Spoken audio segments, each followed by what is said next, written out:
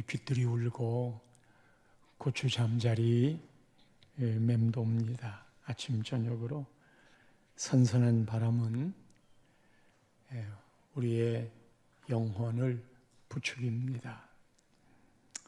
이제 느슨해진 영적 허리띠를 힘껏 동이시고 다시 하나님의 얼굴을 바라볼 수 있기 바랍니다. 여호와는 너에게 복을 주시고 너를 지키시기를 원하며 여호와는 그 얼굴을 너에게 비치사 은혜 베푸시기를 원하며 여호와는 그 얼굴을 내게로 향하여 드사 평강 주시기를 원하노라. 할렐루야. 사도 바울은 지금 1차 전도 여행 중입니다. 여러분, 지난주에 여행 지도를 보았지요. 오늘도 여행 지도를 좀 보도록 하겠습니다. 복기합니다. 여행 지도 보면 맨 처음 출발했던 지역 어디인지 잘 아시지요? 예, 이쪽에 안디옥, 이 안디옥과 위쪽에 안디옥은 다르다고 그랬어요. 저 안디옥에서 실루기아 항구로 가서 구브로 섬 살라미와 바보를 지나 그리고 버가, 이 밤빌리아 버가에서 마가라 하는 요한이 다시 고향 예루살렘으로 갔던 것까지 이야기를 했습니다. 이제 바나바와 바울 두 사람이 저 위에 있는 피시디아 안디옥으로 떠납니다. 피시디아 안디옥은 버가에서 약 170km쯤, 서울에서 대전을 약간 지나는 거리예요. 그런데 여기가 해발 1000m 지점이라 꽤나 높은 곳에 위치한 도시, 여기까지 가니라 얼마나 고생했을까. 오늘 이야기는 여기에서부터 시작됩니다.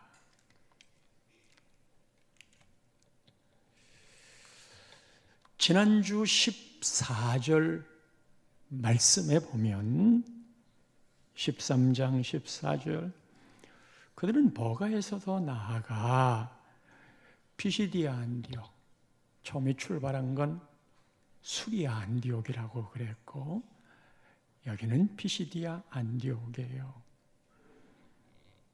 안식일 날 그곳에 회당에 들어가 앉으니라.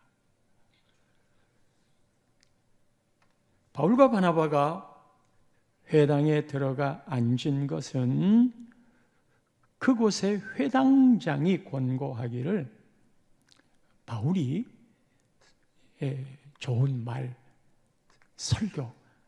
설교해달라고 그렇게 부탁했기 때문입니다. 사도 바울이 설교합니다. 구약을 다 꿰뚫어 훑고는 그 구약의 선조에게 약속한 메시아, 그가 곧 예수 그리스도이시며 그 예수님이 죄 없으신데 십자가에 죽으시고 하나님이 그를 다시 살려 부활케 하셨다. 우리는 그 일의 증인이라. 그러니 너희들이 알 것이 두 가지가 있는데 그대들은 이 예수 그리스도로 힘입어 죄 사함을 받았으며 또 하나는 이 사람을 힘입어 믿는 자마다 의롭다 하심을 얻는 것이라. 바울의 이 설교에 구약부터 신약을 꿰는 복음의 핵심된 이 말씀에 많은 사람들이 감동이 됐습니다.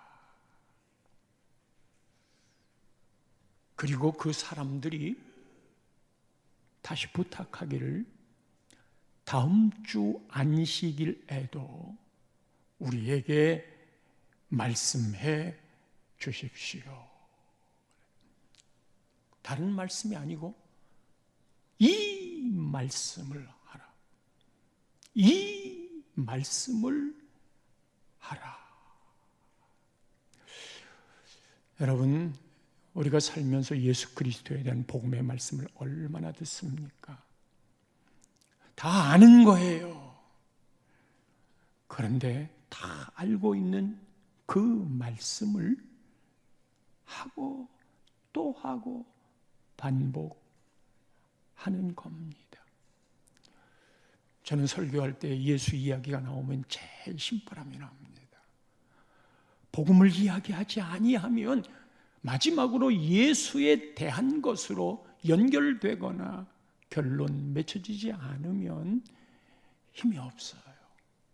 아주 현란한 말을 한다 할지라도. 다음 안식일에도 이 말씀을 하라. 그리고 본문 44절이 시작됩니다. 44절 말씀 보면 그 다음 안식일에는 그날이 온 거예요. 온 시민이 거의 다 하나님의 말씀을 듣고자 하여 모이니, 온 시민이 거의 다 모인 목적은 그 전주에 들었던 복음의 그 말씀 다 모이니 큰 반향을 일으켰어요. 모든 사람들을 모으는 센세이션이 일어났어요. 성도 여러분, 그런 만큼 기득권을 잃었던 사람들, 관심을 빼앗길 것 같은 사람들이 있었으니 45절입니다. 그렇게 은혜의 말씀을 듣고 있는 중에도 유대인들이, 누가? 유대인들이 그 무리를 보고 시기가 가득하여 바울이 말한 것을 반박하고 비방하거늘. 바울이 머리가 좀 벗겨지고 눈에 안질도 좀 있고 키도 작고 볼품이 별로 없다고 그래요. 그럼 우리는 보통 그 외모를 보고 시비를 걸잖아요. 저가 저처럼 젖다구로 생겼어. 그렇게 말할 수 있어요. 그런데 이 사람들이 시기가 가득한 반박과 비방의 방향은 바울의 외모가 아니에요. 바울이 말한 것, 그게 복음인 것. 오직 복음에 대한 이야기만 했어요. 그 말한 것을 듣기 싫은 것. 포괄적 차별금지법도 결국은 이렇게 말을 하는 성경이 싫은 거예요. 그거를 없애고자 하는 게 최후의 목적인 거예요. 반박하고 비방했어요. 이 모습을 보고 바나바와 바울이 우리가 생각하지 못했던 기가 막힌 비밀스러운 이야기를, 숨겨진 이야기를 하는데 46절에 그런 유대인들을 보고 너희가 그것을 버리고 영생을 얻기에 합당하지 않은 자, 영생을 얻기에 합당하지 않은 자, 영생을 얻기에 합당하지 않은 자라고 유대인들을 향해 말해요. 반면에 48절로 가면 지금은 이방인들입니다. 이방인들이 듣고 기뻐하여 하나님의 말씀을 찬송하며 영생을 주시기로 작정된 자, 영생을 주시기로 작정된 자, 즉 영생을 주시기로 작정된 자와 영생을 얻기에 합당하지 않은 두 부류가 복음의 이야기를 하는 그 현장에 있는 거예요. 장로교의 근간을 이루는 깔뱅의 예정론이 여기에서도 나옵니다만, 예정론 그랬을 때 단편적인 생각은, 예정론의 단편적인 생각은 하나님이 구원받을 자와 구원받지 못할 자를 정해 놓았다. 단편적인 생각이에요. 성경에 이 생각은 분명히 있습니다. 하나님이 우리를 태초부터 예정하시고 우리를 택정하셨어요. 그래서 야곱은 택했고 에서는 버렸다. 토기장이이신 하나님께서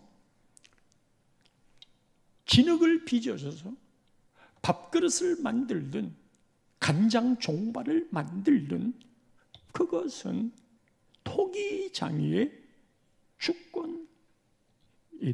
토기장이 마음이다. 따라서 이 예정론을 단순한 생각으로 구원받을 사람, 구원받지 못할 사람으로 나누면 우리 모두는 운명론에 빠집니다. 내가 어떻게 살든, 타락하여 살더라도, 지멋대로 살더라도 내가 영생 얻기로 작정된 자면 구원을 받게 될 거고, 내가 지독한 헌신과 신앙으로 하나님의 뜻을 따라 살겠노라고 달려갔어도 영생 얻기로 작정하지 않은, 택정받지 못한 사람이라면 나의 모든 수고는 다 헛것 아니겠는가? 지 마음대로의 하나님, 폭군의 하나님인가? 성도 여러분, 예정론은 분명히 맞아요. 셀 수 없이 하나님의 절대 주권으로 택함에 대한 이야기는 많아요. 곳곳에. 그런데 문제는 하나님이 택했다 안 택했다 이 예정론에 하나님이 택했는지 안 택했는지를 내가 모르는 거예요. 사람이 모르는 거예요. 이건 하나님의 영역이기 때문에 분명 예정론은 있지만 하나님의 영역인지라 하나님의 그 마음을 내가 모른다는 거예요. 나를 놓고 볼 때 내가 택함 받은 자인지 아니면 택함 받지 못한 자인지를 가지고 고민합니까?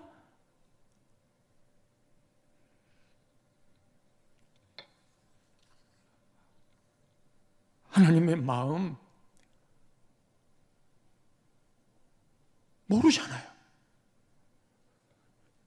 제가 얼마 있다가 저 엉뚱한 데 빠져서 하나님에 대한 회의를 갖고 하나님이 없다 그렇게 말할 수 있는 저 목사가 돼가지고 저렇게 타락했네, 그런 예가 있을 수 있잖아요. 그러면 나는 택함받지 못한 사람이었었던 건가? 아니면 그 반대로 살았다가 마지막 죽을 때 돌아오면 하나님의 택정받은 것인가? 하나님의 영역임에도 불구하고 하나님은 자기를 계시했어요. 하나님은 당신을 보여주셨어요. 택함받은 것의 증거가 이것이거든. 네가 택함받았는지 택함받지 않았는지 하나님의 영역을 네가 굉장히 궁금해하잖아.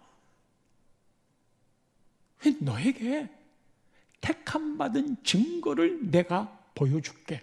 내가 말할게.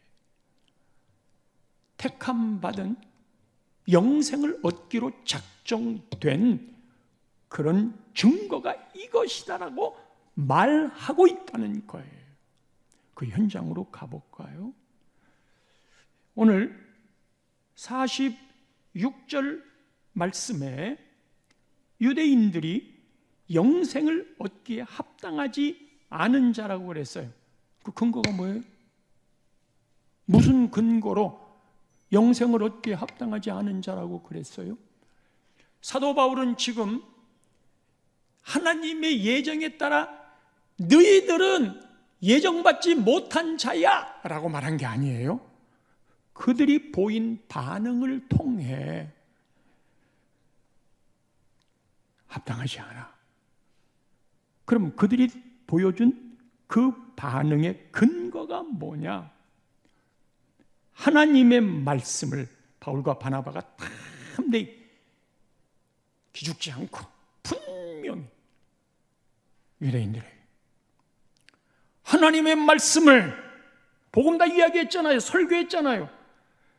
마땅히 먼저 너희에게 전할 것인데, 그래서 유대인 회당도 가고 너희들에게 먼저 복음의 말씀을 전했지만 너희가 그것을 버리고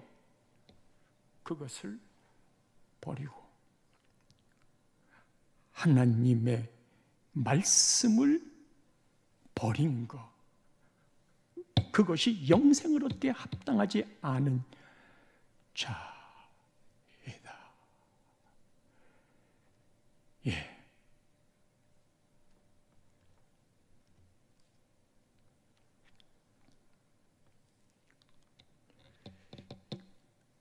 하나님의 말씀을 마땅히 전했어.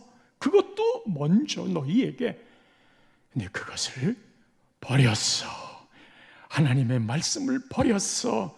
그리고 그것도 자처하기로, 합당하지 않은 자로 지들이, 자처라고 하는 건 스스로 그렇게 내세우는 거예요. 스스로 그렇게 행세하는 거예요. 그러니까 자기들 스스로가 우리는 영생을 얻기에 합당하지 않은 자야. 나는 구원받지 않을 자야. 그렇게 스스로 자처했어요. 영생 얻기에 합당하지 않은 자로 스스로 그렇게 내세우고 행사했습니다. 여기에는 하나님의 예정보다도 감리교에서 말하는 예지, 인간의 자유, 의지, 이것도 성경에 많이 나오거든요. 그런데 이 둘이, 예정과 예지가 대치되는 게 아니라 하나님의 예정이 출발이 되었고, 이 예정이 된 사람이 나타나는 행위로서의 자유의지를 어떻게 쓰느냐에 따라 이 예정이 확인되는 거예요. 그도 그럴 것이, 하나님의 예정은 분명한 것이로되 그것을 모른다고 했잖아요. 따라서 인간의 하나님에 대한 반응으로 네가 영생받은 자인지 아닌지 하는 것을 알 수 있다는 거예요. 따라서 우리의 관심은 내가 택함받은 자인가 아닌가 라고 하는 그 하나님의 영역에 머물러 있지 말고, 내가 어떻게 하는 것이 하나님의 택함의 확신인지를 보라는 거예요. 그리고 그것을 확인하면서 하나님의 사랑의 말씀이 내 가슴을 치는 거예요. 정말 하나님이 나를 사랑하시고 누가 뭐래도 정말 나는 택함받은 자입니다. 자, 택함받지 못했던 유대인들인데 이제 영생을 주시기로 작정된 자에게로 가봅시다. 48절 말씀입니다. 이방인들이 듣고 기뻐하여 하나님의 말씀을 찬송하며 영생을 주시기로 작정된 자는 다 믿더라. 할렐루야. 여기도 보면 뭘 들었어요? 하나님의 말씀을 듣고는 기뻐했어. 그리고 그 하나님의 말씀을 찬송했어. 그것을 보고 영생을 주시기로 작정된 자라고 수동형으로 평가하는 거예요. 무엇을 가지고 무슨 근거로? 하나님의 말씀을 듣고 기뻐하고 찬송한 것으로 하여 첫 번째, 하나님의 영역은 그분의 몫이니 우리가 확인할 수 있는 것의 첫 번째는 말씀에 대한, 하나님 말씀에 대한 반응입니다. 하나는 내버렸고 하나는 듣고 기뻐하며 찬송했어요. 이 말씀에 대한 반응으로 두 번째 나타나는 것이 영생을 주시기로 작정된 자는 다 믿더라. 여기서 말하는 다가 믿게 되는 모든 내용을 다 믿는다일까? 아니면 사람, 거기 있는 모든 사람들이 다 믿더라 일까? 영어 성경을 보면 사람으로 거기 있는 사람들이 영생을 주시 작정한 모든 사람들은 하나님의 말씀을 억셉하는 거예요. 받아들이는 거예요. 다 받아들이더라 하여 같은 자리에서 설교를 듣는 것만으로 끝나지 않습니다. 말씀을 대하는 겸손한 자세를 이야기합니다. 말씀에 대한 자세,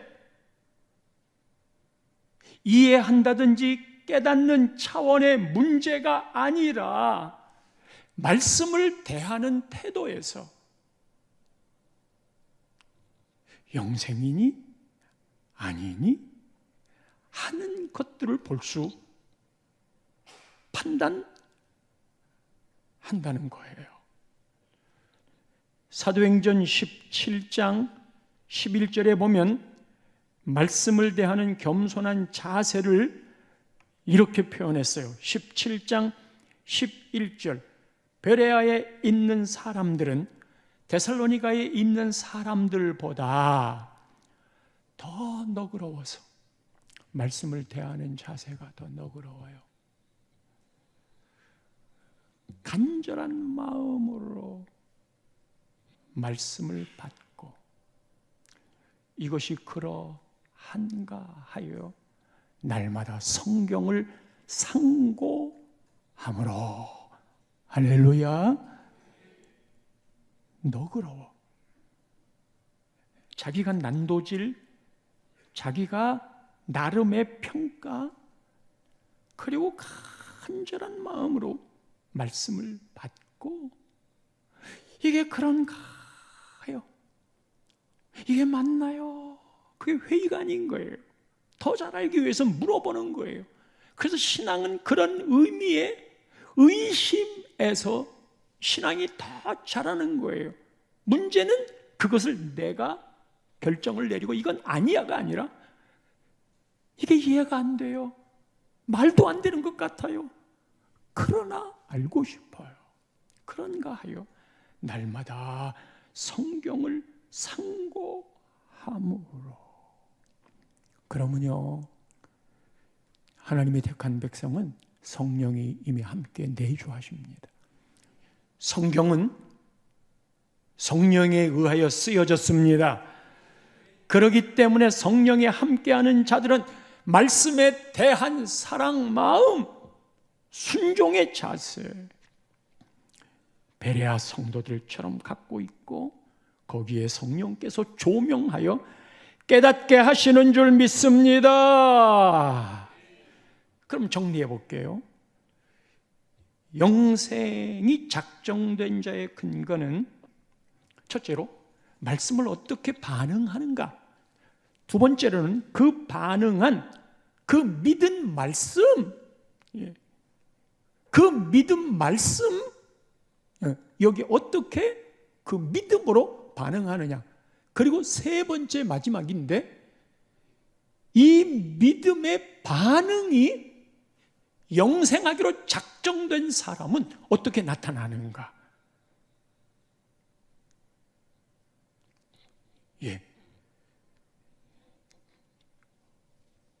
오늘 본문 50절 말씀에는 결국 쫓겨납니다.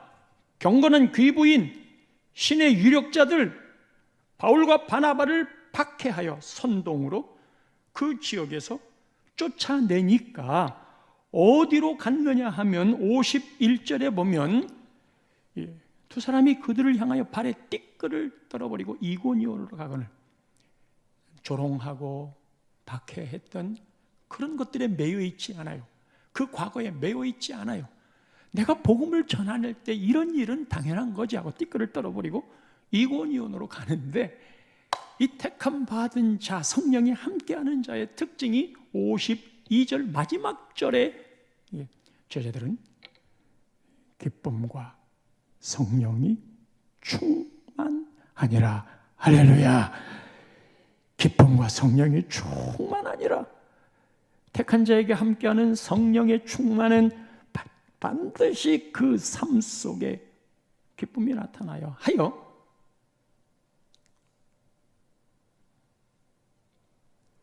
오늘 나에게 주어진 삶에 말씀의 법칙대로 반응하는가, 이게 확실한 택함 받은 자의 특징이에요. 인상 쓰고 살지 마세요.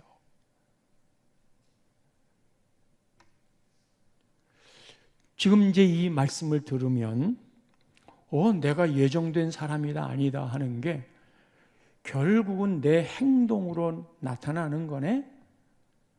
그래서 이 예정을 내 행동으로 인하여 거꾸로 내 행동이 이러니까 무슨 일을 만나도 나는 기뻐하는 사람이니까 나는 택함 받은 사람일 거야, 그렇게 오해하지 마십시오. 성경은 어디에서도 나의 행위로 구원받는다고 말하지 않았어요. 내 행위에 내가 착하고 그런 일이 있어도 역경을 딛고 일어나는 그 의지의 한국인이니까 나는 택함 받은 사람이야가 아닌 거예요. 그럼 이 공식이 뭐냐? 이게 원인이 되는 게 아니고 하나님의 택하심이 원인이 되었기 때문에 이 원인에 의한 귀결로 내 삶이 나타나는 거예요. 하나님이 나를 택하여 성령이 함께 하시고 하나님이 나를 살펴보고 계시는 그 원인 때문에 오늘 내가 이러한 삶의 열매를 맺게 되는 것이다.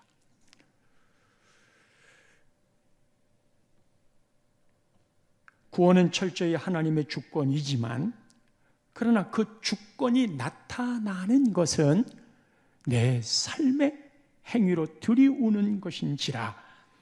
나무는 그 열매를 보아 아는 원리이듯 내가 택함 받은 사람인가 하는 것에 대한 것은 근데 결국 내가 말씀에 어떻게 반응하는가 하는 게 가장 큰 영생을 받기로 작정된 자의 증표인 것입니다.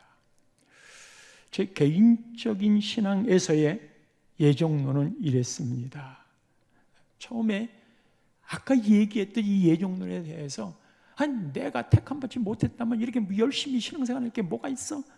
택함받지 않았다면 재미 다 보고 마지막에 구원해 줄 거 아니야, 투대로 패서라도. 근데 그게 내 신앙에 유익이 안 됐어요.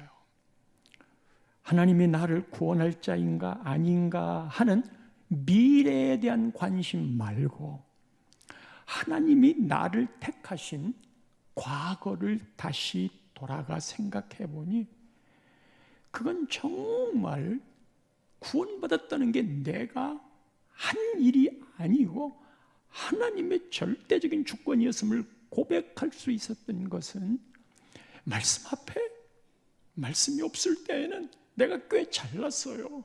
꽤 괜찮은 사람이었어요. 그런데 말씀을 알고 말씀의 거울 앞에 나를 비춰보니 진짜 못된 놈, 죄인.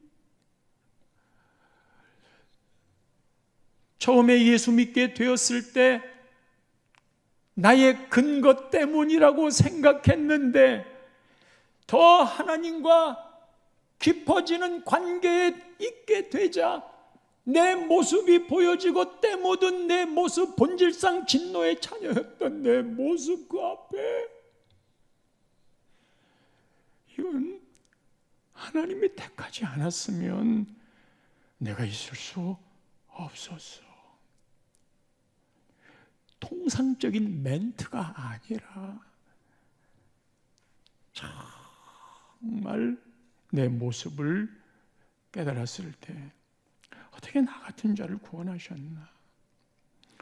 그러면서 하나님이 나를 사랑한다 하는 말이 다가왔고 나를 향한 하나님의 그 지독한 사랑이 수없는 고비를 넘겼어도 내 인생에 씨름하시면서 그리고 못났지만 오늘에 이르게 하시는 하나님의 무지막지한 나를 향한 그 고집 하여 예정이란 저에게 하나님이 나를 택해놓고 그 나를 사랑하시기에 사랑하는 이유가 없어요. 나를 사랑하셔서 나를 택해 놓으시고 그리고 너를 밑바닥에 너를 내가 이렇게 끌어가겠다 하고 하나님이 나를 세우시는 예수 닮은 형상으로 만들어 가실 그게 저 천국이라고 해도 좋고 장성한 분량이라고 해도 좋고 이곳에 아무나 갈 수 있는 것이 아니어서 이곳에 갈 만한 훈련을 그 성품의 훈련을 저 밑바닥부터 거룩이라는 이름으로 나를 이끌고 가는 거예요. 따라서 제가 나에게 적용한 예정이란 나를 택하시고 너를 이렇게 키우겠다라고 하는 하나님의 지독한 고집, 저는 그것을 저를 향한 예정으로 잡았습니다. 이 길을 가는 길에 때때로는 가다가 신앙의 회의가 생겨 나락에 떨어지기도 하고 다시 한번 부흥회를 통해 수련회를 통해 올라가기도 하고 그러다가 사람에게 시험받고 떨어지기도 하고 그러다가 회의감이 생겨 멀어지기도 했지만 또 다시 하나님을 향해 가고 그러니까 우리는 수평선으로 생각하면 내려갔다 올라갔다 한 것 같지만 이게 하나님이 이끄는 방향성이 있기 때문에 이 방향성에서 내가 조금 내려가고 조금 올라가고 내려가고 올라가는 그것마저도 모두 다 합력하여 선을 이루며 내가 실수한 것마저도 하나님이 합력하여 선을 이루게 하셔서 유익하게 하셔서 나를 결국 그 자리에 세우시고야만은 그래서 내가 거기 가기 싫어가지고 다른 데로 빠져요. 이단의 유혹까지도 얼마나 많았겠어요. 세상의 유혹은 왜 얼마나 많았겠어요. 좋은 주일날 와서 예배드리고 싶겠어요. 돈 벌고 싶은 마음은 없었겠어요. 세상으로 나가고 싶은 마음은 없었겠어요. 그래서 빠져나가는 거예요. 그러면 그 앞에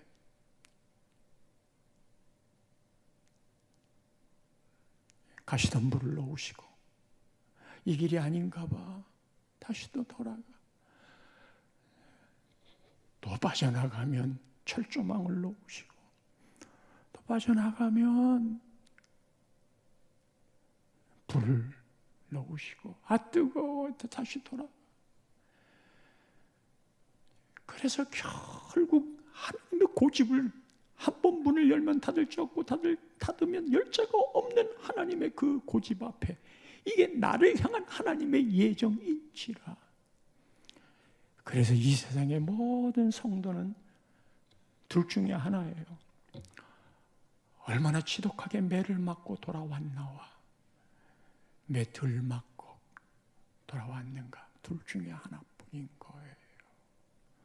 그러나 예정된 사람은 내 경우를 보니까 반드시 하나님 그 사랑 깨닫게 되고 돌아와서 상처뿐이지만 천국의 끈을 붙잡게 되더라는 것.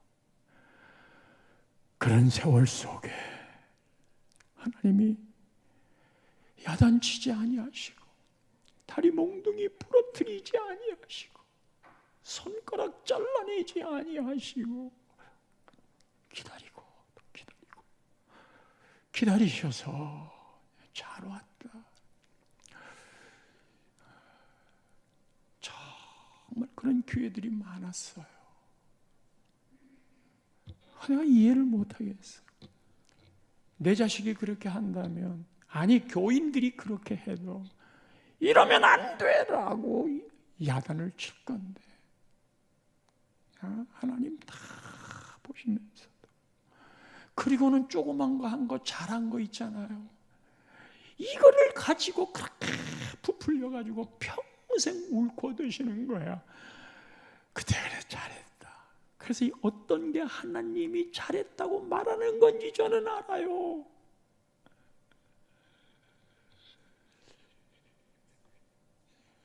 그 하나님의 나를 향한 예정. 성도 여러분, 이제 9월이에요. 여러 지표가 성도 여러분의 영혼을 향해 있어요. 무더워서 못했으면 선선하면 핑계댈 거 없잖아요. 예배부터 시작하세요. 8월 달에는 그냥 넘어갔어요. 주일날 오후 예배도 그렇게 하다가 안 드리는 걸로 돼버려요. 그래서 오히려 공예배인데 어쩌다가 한번 인심 써주는 것처럼 오늘은 오후 예배나 드려볼까? 수요 예배나 드려볼까? 그런 거예요. 예배가 기도나 해볼까? 그런 거예요. 신앙이. 버디 성소도 할 거고 회복 캠프도 할 거고. 저는 새벽에 못 나오지만 수요일밖에 새벽 기도도 해. 어제 새벽에도 새벽 기도에 한 30여 명, 한 20여 명은 영상으로 보는 거에 빠져 있어요. 그것도 습관이 돼서 옛날이요 그렇게 끝나지 말자고 하는 말이에요. 다시 한번 부추겨야 돼요. 깨어 있어야 돼요.